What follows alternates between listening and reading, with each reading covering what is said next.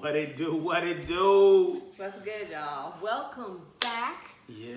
It's been a minute. We've been on vacation. And I want to go back. We want to go back on vacation. Lord Jesus. I know, right? We had so much fun. But we're back. We are back. We got lots of good stuff to talk about today specifically. Yes. Y'all know we're here, raw, real, relevant. And today we're talking about raising kids because this is serious right here. And so we're just going to go ahead and jump in. OneFlesh.tv about to get real. We're just going to go ahead and jump in right here. And of course, y'all know we base everything that we talk about on our personal experience. All we can do. That's what we have, and just sharing what we've learned on this journey. Called life. So the first thing is that when you get married, right, you guys have hopefully discussed whether or not you want to have children. If you haven't had that conversation, you might want to have that conversation. And it's a piece of that we usually don't talk about. Right. We always, like me and Tawanda, we had a great conversation. We knew we wanted to have kids. We want to have kids. We waited. Boom, it's time. Let's start process. And, you know, it was done deal. It was in the plan, and we started processing the child making. But we forgot to have a very important conversation. Yes. And that was how we're going to raise our children. Now, I know a lot of people think, oh, this is going to be easy. Well, you got to remember, you taking two lifestyles and bringing them together. Exactly. And for example, me, I'm a military brat. Okay, the household was strict. You know, we cleaned.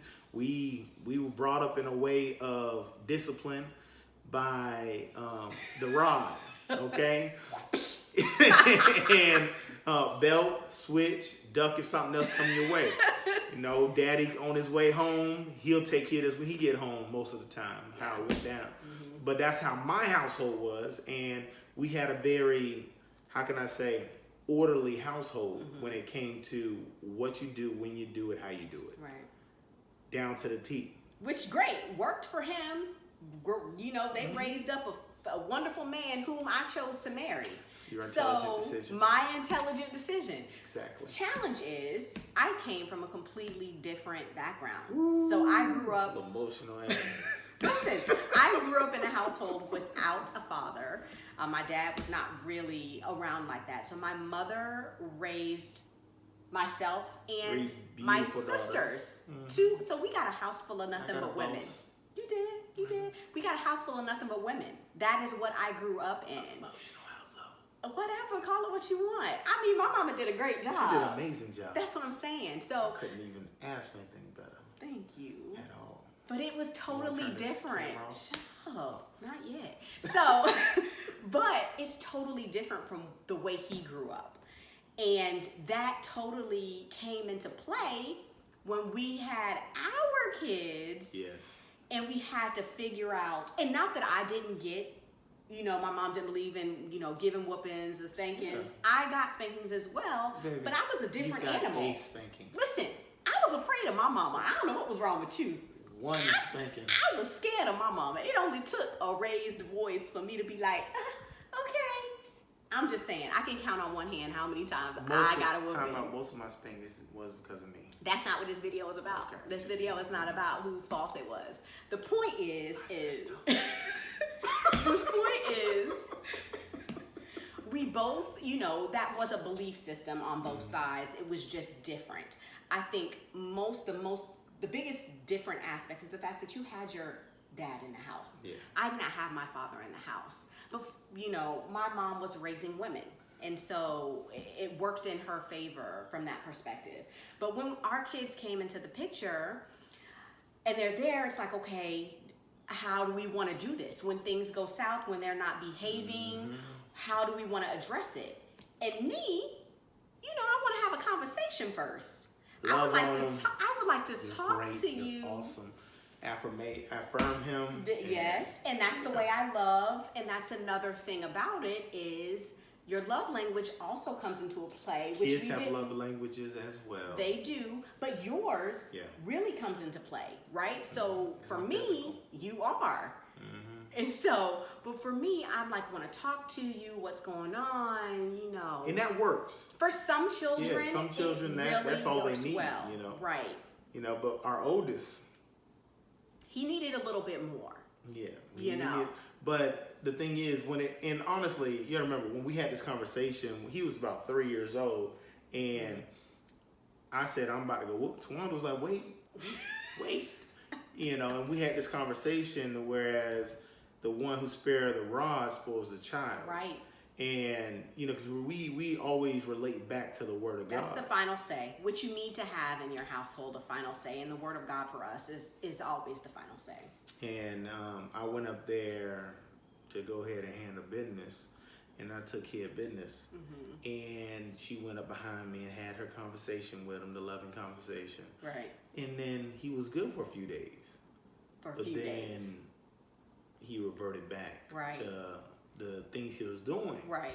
And then this happened for, I want to say, 2.5 years. Yeah, it was a tough time, you know, just trying to figure out what combination would work for him, and is it just a phase? I mean, he was still little, so, you know, it's like, okay. And what we ultimately learned is that patience Was the key. is everything. Patience with yourself, patience with each other, and patience with your child as well. Because by the time Xavier turned 5, He was good. the boy did a complete 360 and was the best child ever. And so I think being consistent in our methodology and what we chose to do, obviously a lot of figured it out. prayer. We had some heated fellowships. We did have some You heated know. fellowship. But I truly believe if we had a plan, like just had a discussion, because the thing is, the discussion is not going to sound like this. How would we want to raise our Right. child? No, it has to be like, how were you raised? Right. And then And how was really I understanding raised? that. What portions of the way I was raised I feel is valuable? Right. And we want to make sure we put that in the realm when it comes to raising our children. That's good. And same thing with vice versa. Yeah. And then now we're able to put together a foundation. But see, the thing is, God's your foundation. Your experience is your pillars. But you have to build the house. Right. And that comes within agreement with what you all come up with through all of that. And I think a big piece of this that I had to accept, which was hard for me, is still very hard for me, but is very valid, is the fact that I don't know how to raise a man because I'm not a man, I'm a woman. And so even though he may do things that I don't necessarily, you know, just kind of irks me, I'm like, do we have to do that? Is that absolutely necessary? I don't know how to raise a man. But I know I want my boys to be strong men of God like the man I married. And so I have to trust his method, what he feels like is necessary in order to raise up our boys like that.